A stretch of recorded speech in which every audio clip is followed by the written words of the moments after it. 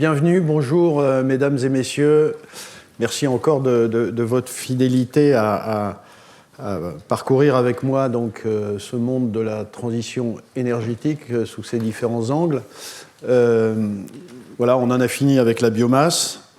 Je voudrais, parce que j'ai eu l'occasion de me pencher sur cette question, aujourd'hui vous faire profiter de certaines réflexions sur la question de la mobilité électrique, qui est un sujet majeur de cette transition. Alors, tout d'abord, très clairement, je ne vais pas faire un cours à la Jean-Marie Tarascon, parce que ça, vous en avez, il en a fait, c'est le grand spécialiste mondial de la batterie électrique, c'est un des spécialistes mondiaux de la batterie électrique, des matériaux pour la batterie électrique. J'ai la chance de le côtoyer quotidiennement, on parle beaucoup de ces sujets-là, donc j'apprends aussi de lui, mais évidemment, à part un ou deux moments où je rappellerai comment fonctionne une batterie, ce n'est pas un cours de chimie sur les batteries. Et puis par ailleurs, le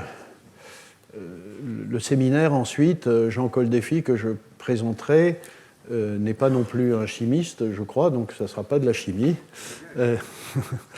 Mais il nous parlera, c'est un grand spécialiste de l'organisation des mobilités, et il nous parlera de ce sujet. Je le présenterai tout à l'heure. Voilà, donc la première chose que je voudrais dire, c'est que tout indique que l'utilisation de la voiture individuelle, enfin la civilisation de l'automobile, va perdurer encore très longtemps. Il n'est pas impossible que nous continuions à voir ça pendant très longtemps. Et ce n'est pas très étonnant, en fait, parce que, évidemment, l'automobile, c'est un secteur industriel mondial de toute première importance, évidemment en Europe et en France, mais dans le monde entier. Ça veut dire une quantité d'emplois considérable. C'est l'équivalent, en équivalent temps plein, 210 000 emplois en France, c'est 4 milliards de recherche et développement, donc c'est vraiment une industrie particulièrement importante. La deuxième raison, c'est que, évidemment, il y a tout un tas de problématiques de type urbanisme diffus, dilution des populations dans les territoires, habitudes individualistes, déficience dans les transports collectifs, transports en commun, qui font que, effectivement, on ne va pas se débarrasser de la voiture, donc la voiture sera présente sur la planète, et vous allez voir les chiffres encore longtemps et encore plus qu'aujourd'hui. Et puis, évidemment, la voiture, c'est aussi la liberté, c'est cette capacité que nous avons, grâce à elle, d'aller à la rencontre de notre voisin, des autres, du monde, en toute liberté, assez facilement. Voilà. Alors, quand on analyse, au fond, l'ensemble des chemins de la transition énergétique, c'est clair que la dynamique qu'on voit aujourd'hui sur la mobilité électrique, c'est une des plus importantes. Bien sûr, il y a les énergies renouvelables, l'éolien, le solaire, mais la mobilité électrique fait partie de ces dynamiques majeures. Demain, il y aura plus de voitures, mais elles seront électriques, à n'en pas douter.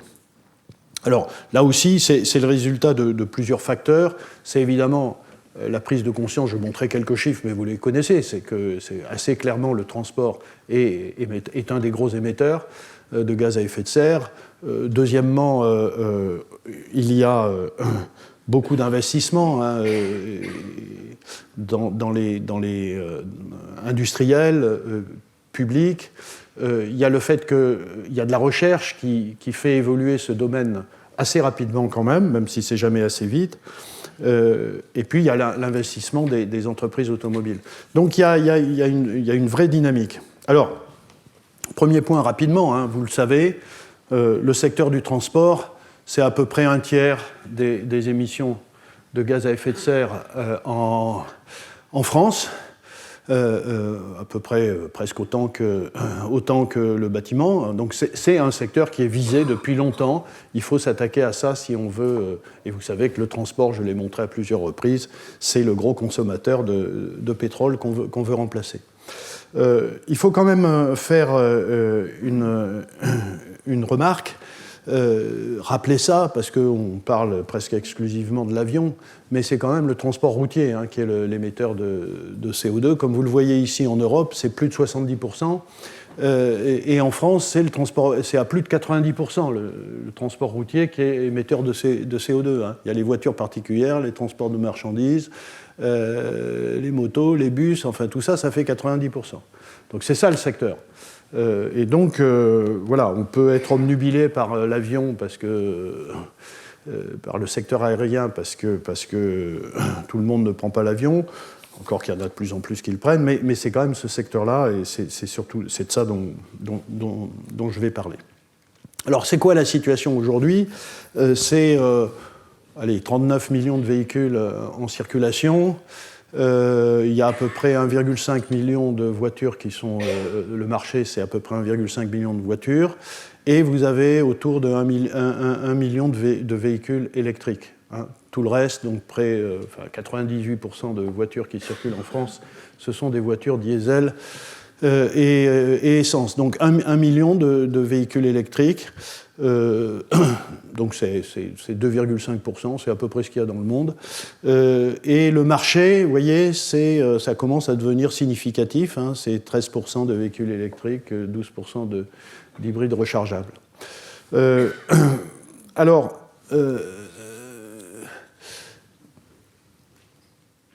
on voit donc une véritable dynamique hein, en France. Je donne quelques chiffres ici. Comme vous le voyez, c'est cette montée, très clairement, où vous avez en 2022, là c'est fin 2022, à peu près 1 million de véhicules. Vous voyez un chiffre récent, voilà, fin 2023,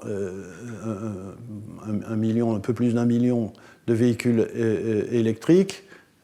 100% électriques et 500 hybrides rechargeables. Donc ça monte, hein, vous voyez, 1 million en 2022, 1,5 million en 2023, donc il y a une véritable dynamique. Et tous les scénarios indiquent que nous allons, si les choses se passent normalement, nous allons vers, en 2035, vous voyez ici c'est un scénario, une dizaine de millions de véhicules électriques, donc sur 40 ça commence à devenir significatif. RTE fait des scénarios avec plus de voitures électriques encore, 15 millions, et l'objectif, vous voyez, c'est qu'on vende et que le marché corresponde à 2 millions de véhicules électriques par an en 2030, produits en France, hein, avec un chiffre pour 2023 qui est de 300 000. Ça fait quand même un facteur 7, c'est assez important comme objectif. Donc voilà les tendances. Alors, c'est quelque chose qui est mondial. Hein. Ça, ce sont des scénarios, des analyses prospectives sur la montée en puissance du véhicule électrique. Comme vous voyez, en 2023, ici, on est autour de... il y a à peu près 1 milliard de véhicules sur la planète.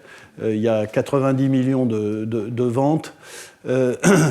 Il y a 2,5% de véhicules électriques, 26 millions. Le marché, c'est 13%. Donc, vous voyez, c'est à peu près comme en France.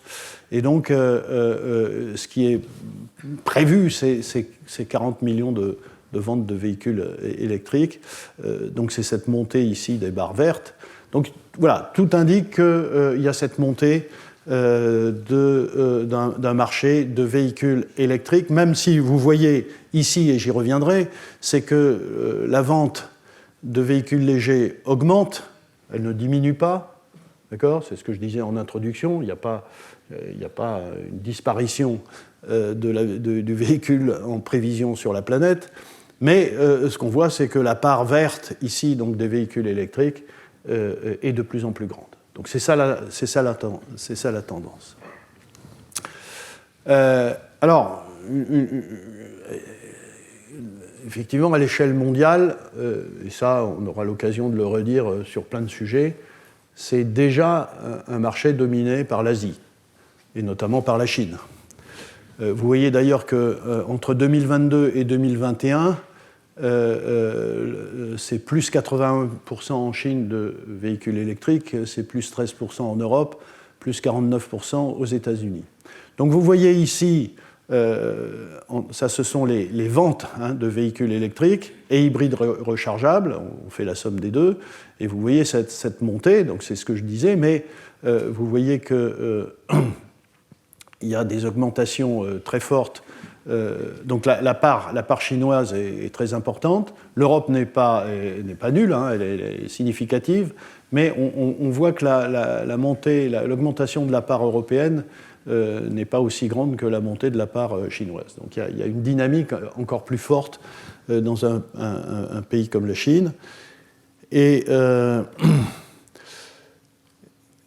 voilà, donc, et puis par ailleurs, vous l'avez entendu dans les médias, aujourd'hui, si on prend le top 10 des voitures,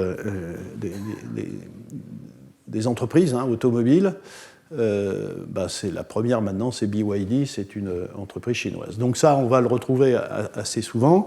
Donc ce sont les tendances. Alors, je termine sur cet aspect-là. Je me suis déjà exprimé là-dessus. Il y a des scénarios prospectifs de ce type-là. Ça, c'est Bloomberg, NEF, mais il peut y en avoir d'autres. Mais c'est juste pour donner le message suivant. On nous dit zéro carbone en 2040-2050, mais quand on regarde le secteur de l'automobile, malgré cette dynamique que je vous présente, malgré tous les efforts des entreprises automobiles, de la recherche sur les batteries, et y compris dans les grands pays comme la Chine, la tendance, c'est qu'on va passer de 1 milliard de véhicules à 1,6 milliard en 2040. Donc c'est une augmentation, comme je l'ai dit, des véhicules électriques. S'il y en a 500 ou 600 millions, ce qui serait déjà une vraie révolution sur la planète, 500, 600 millions de véhicules sur la planète électrique, je ne suis même pas sûr qu'on y arrivera, mais si on a ça, il restera toujours 1 milliard de véhicules thermiques. On n'aura rien changé à la consommation de diesel et d'essence. Donc il n'y aura pas zéro carbone de l'automobile en 2040-2050, il ne faut pas rêver. Et par ailleurs, évidemment, la question se pose, bien sûr, parce que ça c'est une autre question, c'est cette partie-là, il y a de fortes chances que ça soit encore avec des fossiles, pétrole, gaz. Et la question, c'est, est-ce qu'on aura la capacité, et c'est de la recherche et du développement qu'il faut mener, qui a commencé, mais là, on est avec des secteurs, des filières qui sont encore peu matures, chères sur le plan économique, etc. Mais c'est toute la question des carburants alternatifs, dont je vous ai dit que je vous parlerai à une autre occasion. Mais il faut bien avoir ça en tête. Il y a la révolution de la mobilité électrique, mais il y a quand même la constance d'un véhicule thermique sur la planète. L'autre tendance, c'est qu'évidemment, si vous faites des véhicules électriques, il faut des bornes de recharge. Alors, les bornes de recharge, pendant longtemps, on a dit on ne peut pas développer le véhicule électrique s'il n'y a pas assez de bornes de recharge, il faut investir massivement là-dessus. Bon, vous voyez, la tendance, elle existe quand même, et je pense qu'il y a eu une sorte d'accélération à partir de 2020. Ça c'est les derniers chiffres. Autour de 110 000 bornes de recharge, ce n'est pas rien. L'objectif de France 2030, le programme français 2030, c'est 400 000 points de recharge. Bon, voilà. On a démarré en 2000, au début des années 2000. Vous voyez, en 20 ans, on a fait 100 000 bornes. Bon, là, il faut en faire 300 000 en 7 ans. C'est une autre dynamique qu'il faut mettre en place, mais je crois que les acteurs sont mobilisés. Quand on a ces chiffres-là, comment ça se compare en Europe ? On n'est pas trop mauvais. On est en seconde position derrière les Pays-Bas et devant l'Allemagne.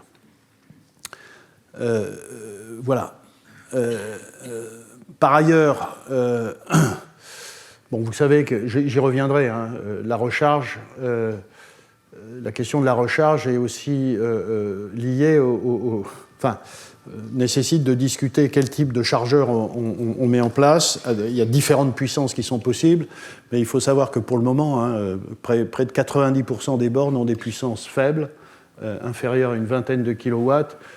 Vous verrez tout à l'heure que ça veut dire que les charges sont lentes, hein, mais c'est moins cher.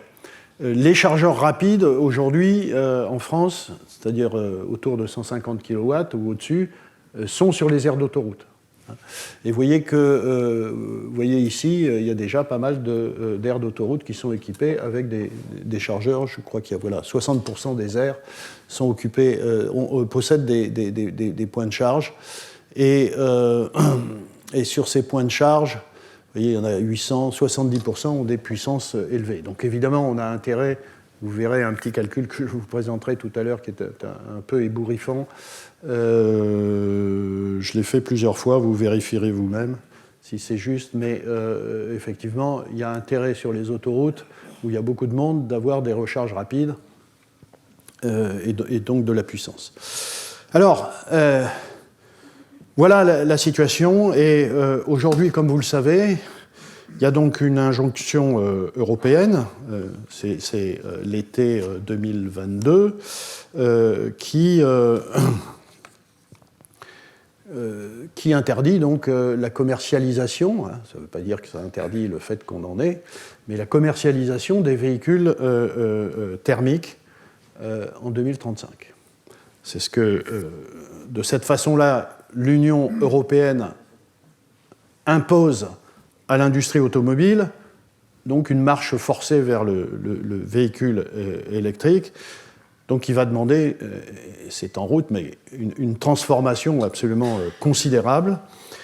Et comme certains le disent, peut-être trop intense, trop rapide. Il y a beaucoup de débats sur cette question-là, mais enfin, en tout cas, aujourd'hui, c'est ce que nous dit l'Union européenne. Alors, juste rapidement, qu'est-ce que ça soulève comme difficulté ? La première, enfin, en gros, hein, pour simplifier, ça met donc en difficulté une industrie, l'industrie de l'automobile européenne qui est véritablement dominante, et avec la perspective éventuellement de remplacer, de la perdre, et de toute façon elle sera perdue si on n'a plus de véhicules thermiques, de la perdre pour la remplacer par une industrie du véhicule électrique qui pourrait être dominée par d'autres pays que l'Europe. Et donc ça veut dire, en tout cas à court terme, des pertes d'emplois, des problèmes de rentabilité. La rentabilité viendra que lorsqu'il y aura un marché plus élevé en Europe.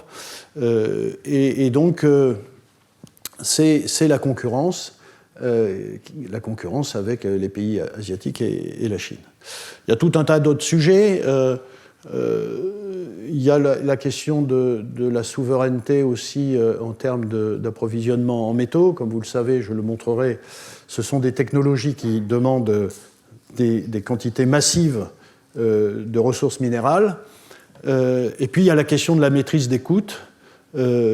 Aujourd'hui, voilà, l'industrie européenne automobile produit des véhicules électriques qui sont, pour tout un tas de raisons, économiques, coûts salariaux, coûts du travail, etc., plus élevés que ceux de la Chine.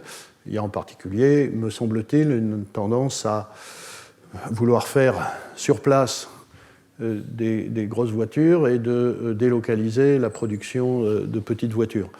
Bon, tout ça soulève tout un tas de questions d'ordre sur la souveraineté industrielle, sur la possibilité de nouvelles dépendances. Il y a un déficit commercial du secteur de l'automobile et donc la possibilité d'un accroissement du déficit commercial. Donc, confronté à ça, l'industrie européenne se retrouve avec des enjeux absolument majeurs. que je résume ici, c'est la mise en place d'un énorme projet industriel pour l'Europe qui se traduit dans une liste comme ça d'enjeux. Évidemment, la production de voitures électriques, bon marché sur le territoire, national bien sûr, parce qu'il y a une industrie française, et européen, et évidemment parce qu'il y a une industrie européenne, il y a des pays européens qui sont très développés en matière de production de voitures.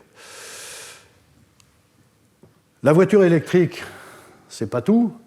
Peut-être le plus important, c'est la batterie électrique, c'est là qu'est la grande valeur de la voiture électrique. Et tous les pays, toutes les industries, toutes les entreprises qui maîtriseront la technologie de la batterie la plus évoluée et son coût, ce sont ces entreprises-là qui gagneront. Donc il y a un véritable enjeu de mettre au point des batteries performantes, bon marché, et évidemment de les produire sur le territoire national et européen. Ça, c'est deux grands enjeux majeurs. Alors, comme vous le verrez, si on veut des voitures électriques, il faut de l'électricité. Comme vous le savez, parce que je l'ai répété 1000 fois, donc notre niveau de production électrique pratiquement n'a pas changé depuis 30 ans, hein, c'est autour de 450-470 TWh.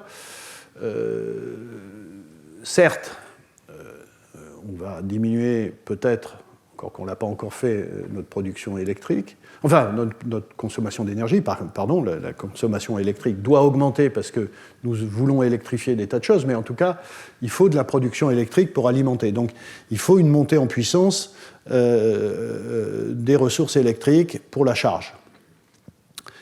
Il faut donc un réseau beaucoup plus développé que celui actuel de stations de recharge. C'est vrai en France et c'est vrai en Europe. Il faut sécuriser les approvisionnements en ressources minérales, si on veut faire ça sur notre territoire. Et puis, sans doute, et en lien avec ce point-là, on va donc se retrouver avec des quantités massives de batteries de fin de vie qui sont riches de tout un tas de ressources minérales potentielles. Et donc, il faut créer une nouvelle industrie de récupération et de recyclage des matériaux, des batteries de fin de vie. C'est un sujet qui est absolument passionnant sur le plan scientifique, très complexe. Il s'avère que dans un passé pas si lointain, j'ai travaillé sur ces questions, notamment en collaboration avec Veolia, mais on est très loin du compte aujourd'hui.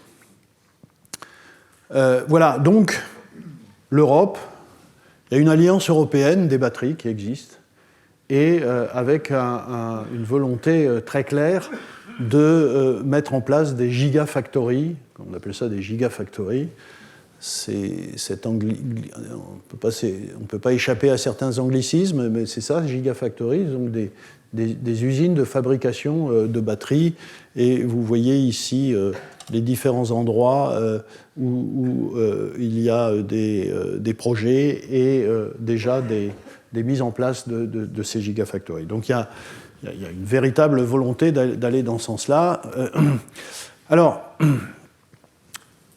bien sûr, il faut faire ça parce que, mais c'est assez cohérent avec ce que j'ai dit jusqu'à présent, la demande en batterie va augmenter massivement. Vous voyez, aujourd'hui, on est autour de 400 gigawattheures par an de production de batteries à lithium-ion. Voilà, 2030, c'est 2000 gigawattheures qui est prévu. Vous voyez, il faut multiplier par 7 en 7 ans. Donc c'est tout à fait considérable. Et là aussi, sur la question de la batterie, tout à l'heure je montrais les voitures électriques et la part notamment de la Chine, mais là on est clairement dans un secteur pour le moment où la Chine domine. En production des batteries, vous voyez, le reste du monde et la Chine. Donc c'est absolument considérable. Et quand vous regardez ici le top 5 des producteurs de batteries lithium-ion, ben vous voyez Chine, Corée du Sud, Japon, Corée du Sud, Chine. Je reviendrai à cette question au-dessus, mais voilà, c'est ça aussi. Donc, voiture électrique, bien sûr, batterie, marché pour le moment dominé par la Chine, donc toute la question de se sortir de cette dépendance potentielle qui peut arriver. Sur les ressources minérales, qui est une autre source de dépendance, oubliez la partie du dessous, mais voyez à peu près, ça ce sont les chiffres, en kilogrammes par mégawatt, vous voyez qu'une voiture thermique, voiture conventionnelle ici, consomme à peu près 7 fois moins de métaux, cuivre, lithium, nickel, manganèse, cobalt, etc. Il y a du graphite aussi, on verra pourquoi. Donc là, on va passer d'un monde déjà assez consommateur de ressources minérales, mais à un monde où ça va exploser. Donc ça, c'est la réalité, parce que toutes ces technologies-là font appel, notamment à travers la batterie, et pas que le lithium, d'autres métaux, comme vous allez le voir, un besoin massif de ces ressources. Et je crois que l'année dernière, il y a eu un séminaire sur cette question de Christophe Poinceau, dont je vous renvoie à la problématique, qui est le directeur du BRGM, et qui connaît bien le sujet. Et effectivement, il y a une véritable contrainte sur ce sujet-là. Et là aussi, ceux qui maîtriseront à la fois l'extraction, le raffinage et de ces métaux vont jouer un rôle majeur. Bon, ça, c'est pas la peine d'en dire beaucoup plus. Donc, vous voyez ici, par exemple, en termes de lithium, alors, c'est un cas où c'est pas l'Asie, le plus gros producteur de lithium, c'est l'Australie, en second le Chili, la Chine, l'Argentine, le Brésil, mais bon, voilà, on ne voit pas un seul pays d'Europe, on voit les États-Unis. Voilà, donc là, il y a une dépendance potentielle. Et voilà, maintenant, si on regarde les choses globalement, vous voyez, cuivre, nickel, cobalt, qui sont des métaux extrêmement importants pour les batteries, lithium, bien sûr, terres rares, parce qu'il y a des moteurs électriques qui ont besoin de terres rares. Il n'y a pas de terres rares dans les batteries. Attention. Donc, vous voyez là que les ressources, là où on extrait ces métaux, c'est pas uniquement en Chine. Les terres rares, c'est le cas, c'est en Chine pour l'essentiel. Mais vous voyez, le lithium, donc je l'ai dit, c'est l'Australie. Le cobalt, c'est le Congo. Nickel, l'Indonésie. Le cuivre, le Chili, etc. Mais ça, ce n'est que l'extraction. D'ailleurs, voilà, on peut se demander pourquoi il n'y a pas l'Europe là-dedans, pas la France, alors que l'Europe est riche en ressources minérales. La France est très riche en ressources minérales, c'est ce que nous a dit Christophe Poinceau. Mais comme vous le savez, nous avons pour l'essentiel décidé de ne plus faire un trou dans notre sol. Et donc, nous n'avons plus de politique d'extraction. Peut-être ça va revenir. J'espère que ça va revenir parce que nous avons des ressources. Nous entendons parler de l'hydrogène naturel, qu'il faut faire des trous pour ça. On a parlé d'une mine de lithium. Encore qu'il y avait déjà le trou de fait. Voilà, donc ça c'est une vraie question. Est-ce que nous aurons la capacité et l'ambition de reprendre une économie de l'extraction? Mais il n'y a pas que l'extraction, il y a le raffinage, et là vous voyez tout de suite ça bascule presque tout sur la Chine. Les Chinois récupèrent tous ces métaux, sont les grands agents du raffinage de ces métaux, et c'est eux évidemment qui fournissent ces métaux aux constructeurs de batteries. Donc c'est extrêmement important. Et donc vous voyez, au bilan on se retrouve sur toute la chaîne, vous voyez, sur toute la chaîne de l'économie de la mobilité électrique. Au départ, l'extraction, c'est un peu réparti partout sur la planète en fonction des ressources qu'il y a dans le sol. Au niveau du raffinage, ça commence à devenir très rouge, donc c'est les Chinois. Au niveau des composants cellulaires de la batterie, ça devient très très chinois. Les batteries aussi, et le véhicule électrique, la Chine est très importante. Les autres, évidemment, pour faire leur véhicule électrique, récupèrent les batteries et les métaux des autres, de la Chine. Bon, ça c'est vraiment un aspect extrêmement important qu'il faut avoir en tête. Voilà. Voilà le contexte. J'ai fini la première partie de ce que je voulais dire. Et maintenant, je voudrais revenir sur quelques questions techniques, scientifiques, qu'il est important, de mon point de vue, de préciser. Voilà les questions que je pose. Il y en a peut-être d'autres. Hein. La question de l'empreinte carbone du véhicule électrique, la question de la densité énergétique des batteries, et donc ça débouche sur la question de l'autonomie, peut-être du temps de charge, la question des besoins en électricité, et enfin, si j'ai le temps, dire un mot de ce qu'on appelle la stratégie Vehicle to Grid, voiture au réseau, pour les questions de stockage électrique. Alors, l'empreinte carbone du véhicule électrique, j'ai ce souvenir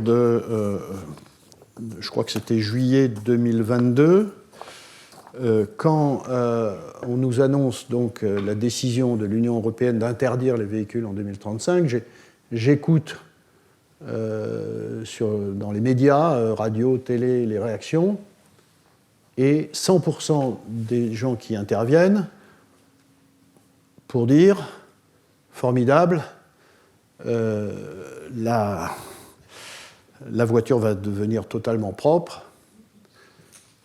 Et donc c'est formidable. Bon, pas un pour dire que le problème n'est pas que la voiture soit électrique ou thermique, mais la question c'est quelle énergie on met dans ces voitures.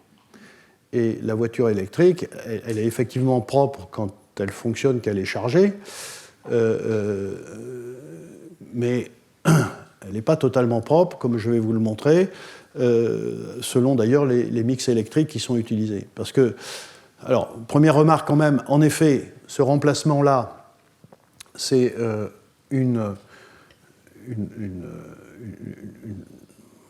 la possibilité, en effet, de consommer moins d'énergie globalement sur le transport. Hein.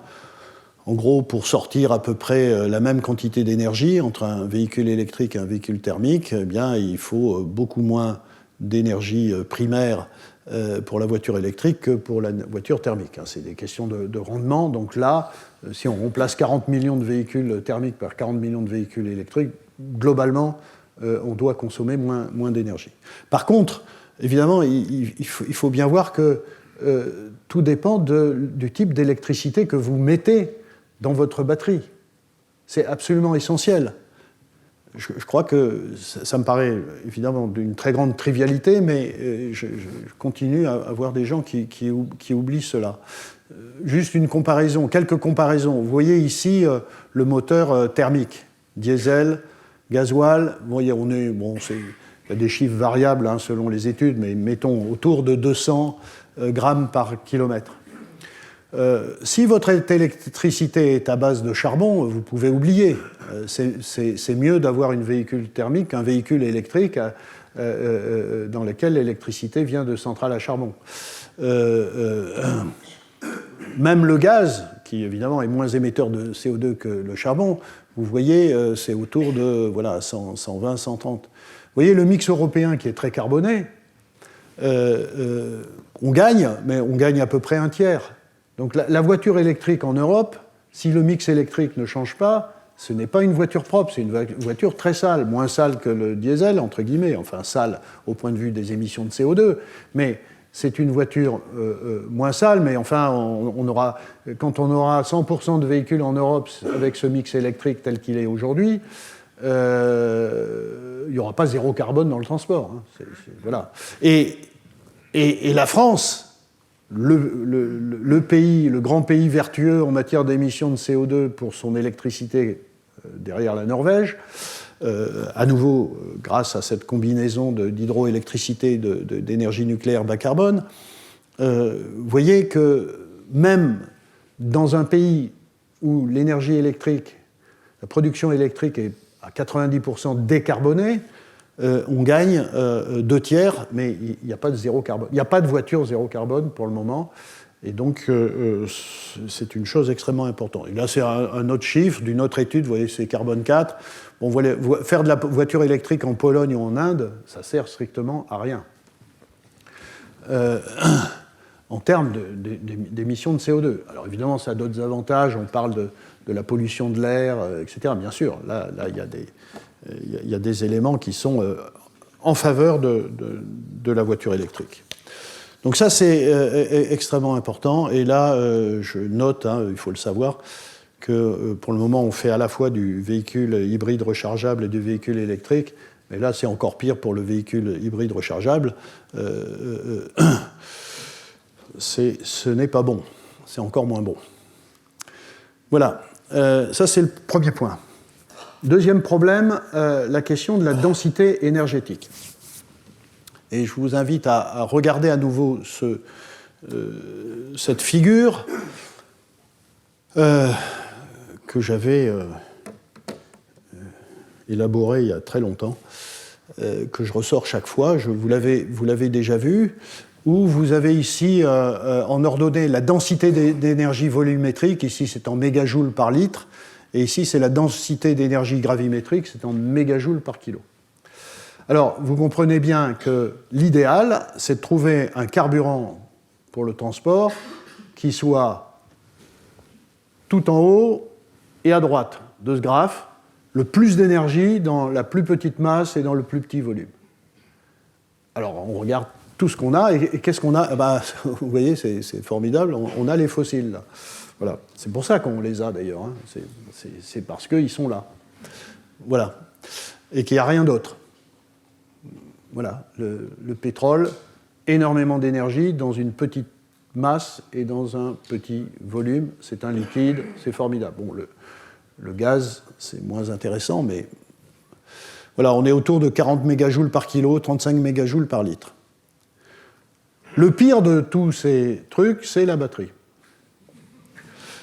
Elle est tout en bas et le plus à gauche. C'est 10 fois moins, et c'est effectivement le problème. Et c'est ça qui va déboucher, c'est toutes les problématiques auxquelles on va être confronté, mais auxquelles il faudra s'adapter si on veut des voitures électriques, et c'est ce qu'on va faire. Un cas extrême, c'est l'hydrogène. Voilà, l'hydrogène, formidable, c'est une densité massique, c'est-à-dire une énergie contenue dans cette petite liaison hydrogène-hydrogène qui est très importante, ce qui fait des densités en mégajoules par kilo pratiquement 3 fois plus élevées que le pétrole lui-même. Bon, malheureusement, c'est un gaz, et donc il est tout en bas, et donc vous voyez bien qu'il faut que vous ne pouvez pas faire une voiture hydrogène avec de l'hydrogène gaz, à moins qu'il y ait un camion-citerne derrière chaque voiture, ce qui, évidemment, ne se fera pas. Voilà, donc ça, c'est un problème. Donc ça a plein de conséquences, comme vous le savez, et je voudrais juste donc rappeler le fonctionnement de la batterie. Je remercie X papier de Jean-Marie Tarascon, j'en cite un ici, qui explique ça très bien dans ses cours, dans ses publications. Donc vous voyez, une batterie électrique, c'est composé donc d'une cathode, électrode positif, donc qui contient des matériaux qui peuvent insérer du lithium, des atomes de lithium. Ce sont en général des oxydes métalliques lamellaires, et là vous voyez apparaître non seulement le lithium dans les formules de ces oxydes, mais aussi le cobalt, le nickel, le manganèse en particulier, et le fer dans les filières lithium-fer-phosphate.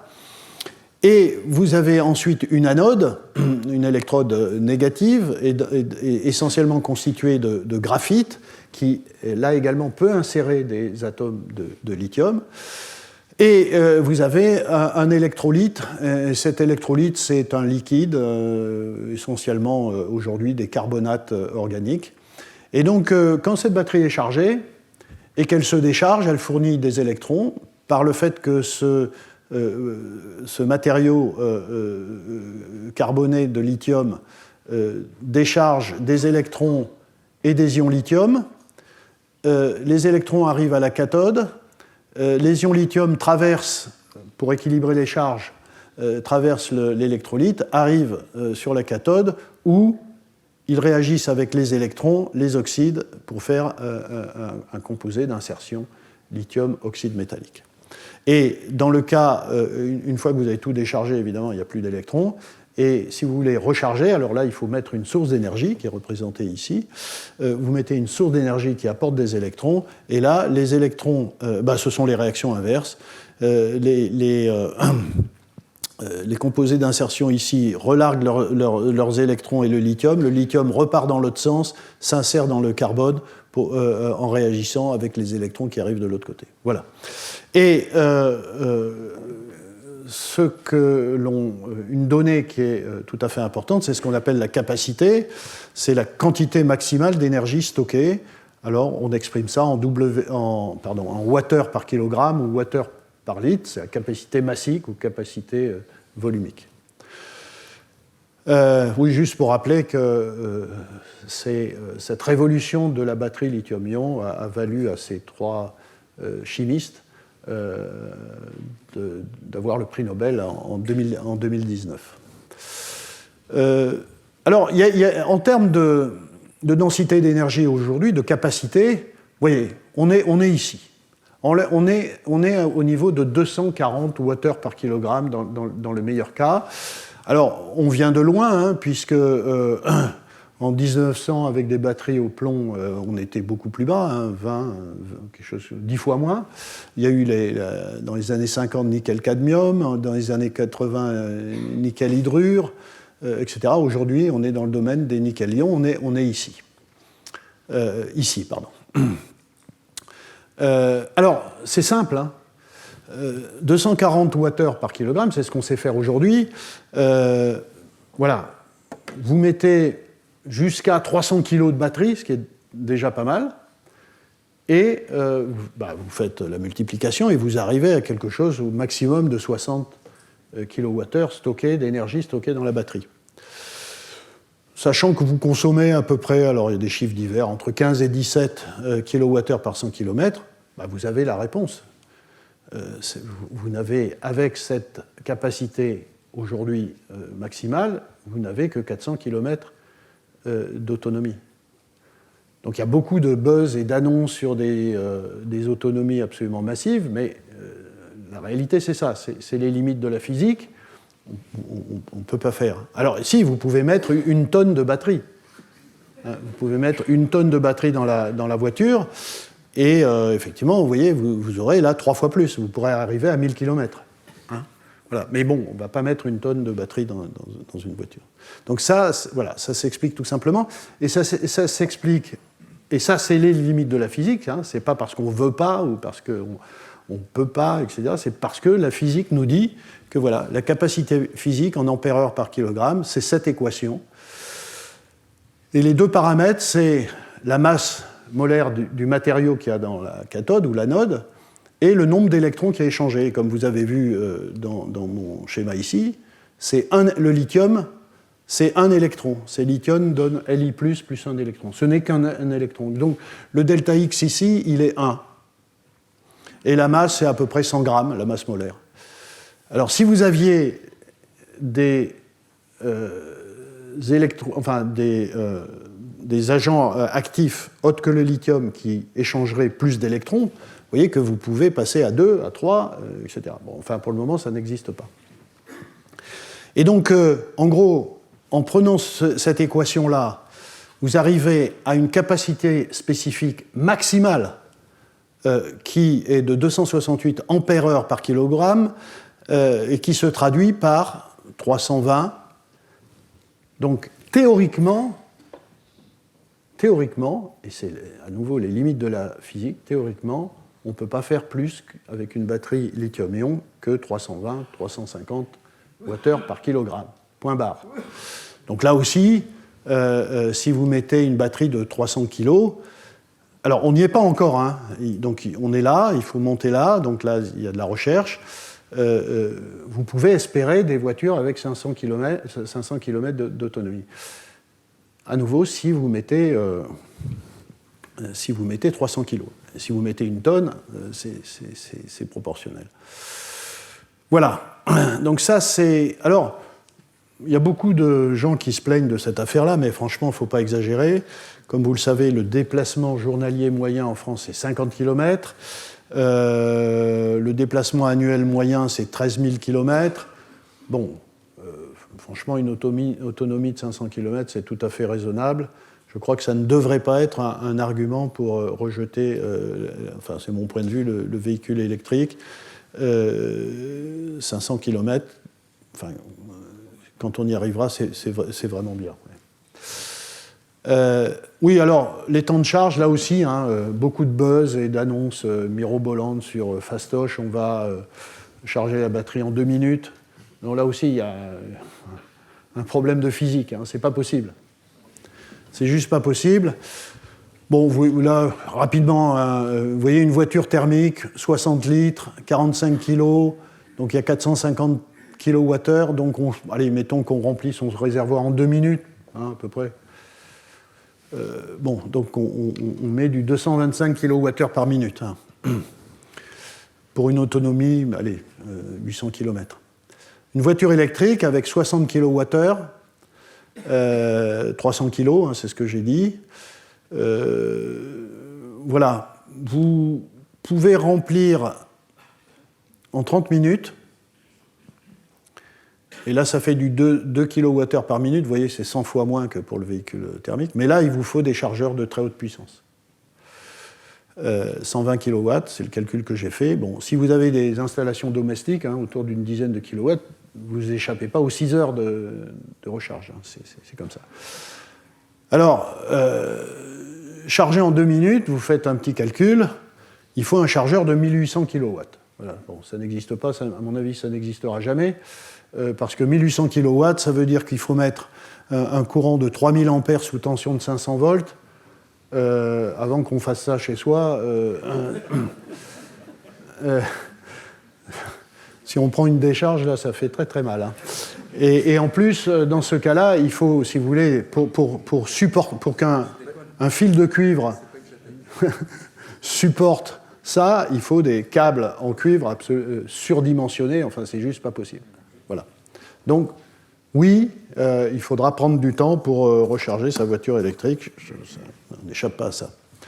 Les besoins en électricité.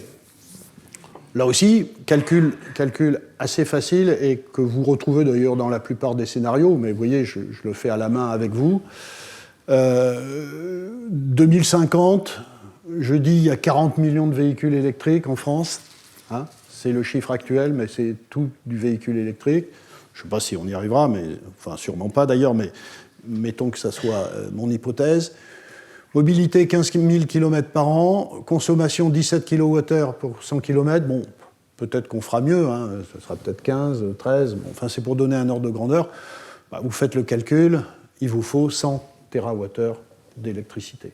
En gros, d'ailleurs, dans tous les scénarios que vous verrez, RTE, autre chose, le supplément dû à l'électricité du transport, c'est à peu près une centaine de TWh. Enfin, c'est pas rien, 100 TWh. C'est 10 EPR. C'est 10 EPR. Donc voilà, vous voyez, on parle en France de construire 14 EPR. Bon, si on consacre déjà 10 pour la voiture, il va en manquer, hein, pour le reste. Donc c'est absolument énorme. Hein. Bon, alors deuxième remarque, c'est pas qu'une question d'énergie, il faut de la puissance. C'est-à-dire que, évidemment, si tout le monde appelle de l'énergie électrique au même moment, ce qui risque d'arriver, puisque c'est ce qui va se passer lorsque tout le monde rentre chez soi et se branche à la fin de la journée, éventuellement, il faut de la puissance. Et là, le calcul, c'est, voilà, 40 millions de véhicules électriques, j'ai mes 10 EPR, donc j'ai 15 gigawatts, parce que de toute façon, il me les faut, hein, donc je les ai. Alors ici, je ne dis pas que... certains vont me rétorquer, mais on n'est pas obligé de faire du nucléaire. C'est pas ce que je dis. C'est juste pour vous donner un ordre de grandeur. Bien sûr, on peut faire des centaines de milliers d'éoliennes. Bon. Mais disons que... voilà, ici, mon propos n'est pas de défendre à nouveau le nucléaire. C'est juste pour donner un ordre de grandeur, pour vous donner une idée de ce que ça représente. Donc si j'ai mes 15 gigawatts avec des chargeurs de 7 kilowatts ou d'une dizaine de kilowatts, donc des chargeurs faibles, hein, domestiques, chez soi, voilà, je ne recharge pas les 40 millions de véhicules électriques. Voilà, j'en charge à peu près 2. Voilà. Bon, c'est déjà pas mal. Enfin, les autres qui attendent, ils ne pourront pas recharger à ce moment-là, disons. Évidemment, il n'y aura jamais 40 millions de véhicules qui se rechargent au même endroit, mais juste pour l'amusement, ça fait 300 gigawatts donc ça fait 200 EPR. Mais assez rapidement, si vous arrivez à mettre évidemment des chargeurs de puissance un peu plus importante, et ben c'est encore moins hein, de véhicules électriques. Si vous n'êtes pas content de recharger en 7-8 heures, mais plutôt en 4-5 heures, etc., bon, c'est de moins en moins. Alors évidemment, si vous mettez voyez, que des chargeurs très rapides à 150 kW, bon, il va y avoir les premiers qui vont se brancher, ouais, c'est bon. Et puis les autres, ils attendront la journée suivante. Voilà. Alors, j'ai fait ce petit calcul. Enfin, je vous le donne, vous le vérifierez. Il va y avoir quand même des moments où ça va être très tendu. Aujourd'hui, je prends l'exemple des autoroutes, les fameux week-ends. Rappelez-vous le cartoon, le premier que je vous ai montré avec les embouteillages. Là. Les grands week-ends du 14 juillet, du 15 août, qui continuent d'ailleurs à être massivement embouteillés. Dans une situation normale sur les autoroutes, je crois qu'il y a à peu près 1000 véhicules par heure. Les grands week-ends, c'est entre 5000 et 7000 par heure. C'est énorme. Donc là aussi, je fais un certain nombre d'hypothèses. Des batteries de 60 kWh, vous avez compris pourquoi, hein, c'est mes 240 Wh par kilo, les 300 kg, enfin, etc. Une autonomie de 300 km. Voilà. On ne va pas aller jusqu'au bout de la batterie au cas où on ne tombe pas pile au bon moment sur la borne. Une vitesse moyenne de 100 km/h. Et je prends le cas de l'autoroute A7 entre Lyon et Marseille, 300 km. Il y a 20 aires d'autoroute. Et je mets sur toutes ces aires des chargeurs à haute puissance hein, pour qu'on recharge en 30 minutes. Ça paraît raisonnable parce que rester 5 heures sur une aire d'autoroute, voilà, c'est pas possible. D'ailleurs, c'est pour ça, vous avez vu qu'on met des chargeurs rapides sur les autoroutes. Bon, j'arrive à quelque chose d'absolument faramineux, autour de 700 bornes par station, et quelque chose comme en puissance 2 réacteurs nucléaires de 1 gigawatt tous les 300 km le long de l'autoroute A7. Voilà, donc là aussi, il faudra s'adapter, sans doute étaler d'une certaine façon les départs, enfin voilà. Mais voilà, il y a une vraie question de la demande de puissance électrique dès lors qu'on multiplie à l'infini les voitures. Dernier point, je termine là-dessus, je suis dans les temps, c'est parfait. La stratégie Vehicle to Grid pour le stockage électrique. Bon, ça, vous vous souvenez, hein, j'ai déjà montré ça. À partir du moment, et on va le faire, où on met en place des capacités d'énergie intermittente, éolienne, solaire, comme je l'ai dit, des fois il fait pas nuit, des fois il fait nuit, des fois il n'y a pas de vent. Et donc, à ce moment-là, on a besoin de ressources électriques qui ne viennent pas du vent et du soleil. Et à ce moment-là, qu'est-ce qu'on fait ? Soit on a des centrales pilotables qui existent encore. Alors, centrale à gaz, de préférence décarbonée, mais s'il ne l'est pas, ça sera du gaz naturel. Du nucléaire. Le nucléaire a une certaine forme de pilotabilité, pas autant que les centrales fossiles. On joue sur la demande des particuliers, des entreprises. Vous vous souvenez, j'ai dit tout ça. Il y a les échanges transfrontaliers, import, export d'électricité avec nos voisins. Et puis, il y a cette possibilité d'avoir pu capter et stocker de l'énergie solaire et éolienne au moment où ça a soufflé très fort, au moment où il faisait très chaud, très beau, pour ressortir, quelque temps après, de l'énergie. Et donc, c'est ce qu'on appelle le stockage de l'électricité. Alors, comme je l'ai dit à plusieurs reprises, pour le moment, on ne l'a pas. Le seul qu'on ait, c'est le stockage hydraulique. Sérieusement, ce sont les STEP, les stations de transfert d'énergie par pompage. Vous vous souvenez, j'ai déjà expliqué ça. C'est le barrage et les deux lacs à des hauteurs différentes. Il y a le stockage chimique. C'est l'idée de faire de l'hydrogène, électrolyser de l'eau avec l'excès d'électricité à un moment donné, l'été, du vent, du soleil, et ressortir l'hydrogène 6 mois plus tard, en janvier-février. Et puis il y a le stockage électrochimique, donc les batteries, stocker de l'énergie dans les batteries et le ressortir. Alors, qu'est-ce qu'on peut faire? Alors d'abord, il y a un premier problème. Il y a un problème de stockage intersaisonnier. Stocker sur 6 mois, il y a très peu de moyens. L'hydrogène est une solution. Il s'avère que je parlerai de l'hydrogène dans mes deux prochains cours. Je vous dirai quels sont les problèmes. Pour les batteries, comme vous voyez dans cette échelle de temps, c'est un jour, quelques jours. On ne stocke pas des batteries pleines, chargées pendant 6 mois. Ça ne marche pas. Donc, en tout cas, ça permet de contribuer, sur l'échelle de temps d'un jour ou deux, d'équilibrer cette offre et demande électricité, dont vous savez que si cet équilibre n'a pas lieu, c'est le blackout et c'est la chute du système électrique. Donc il faut faire attention. Donc vous pouvez imaginer des méga-batteries. Ici, j'ai donné cet exemple dans le passé, de type Tesla Megapack, par exemple, qui existe, 180 mégawatts de puissance. Bon, c'est pas terrible. Mais, et puis il y a cette hypothèse-là.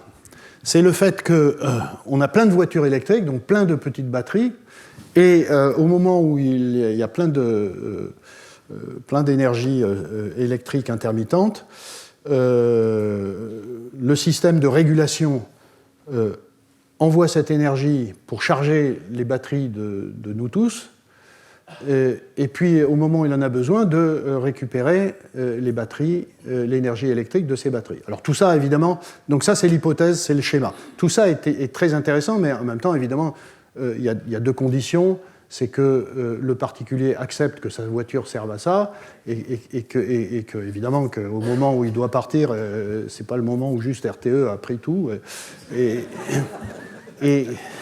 Et deuxièmement, il faut sûrement que ça soit rémunéré. Bon, il y a tout un tas de mises en place. Mais sur le plan technique, c'est pas impossible. Et vous allez voir que ça peut... Alors, en fait, tout ça vient du fait qu'on a été très surpris par, au fond, la grande stabilité des batteries. C'est une grande découverte. Et maintenant, on a des expériences de cela, puisque les premières batteries Tesla... Panasonic, ça fait maintenant plus de 10-15 ans, donc il y a un retour d'expérience. Et en fait, ce dont on s'aperçoit, c'est qu'il y a une très grande stabilité de la capacité de stocker de l'énergie dans ces batteries. Au bout de 300 000 km, ce type de batterie n'a perdu que 10% de sa capacité de stockage d'énergie. Alors, ça change complètement la donne. Et là aussi, vous voyez, je fais une hypothèse. 15 millions de véhicules électriques pour faire ce système-là. Et tout démontre aujourd'hui qu'on pourrait aller jusqu'à quelque chose comme 1750 cycles.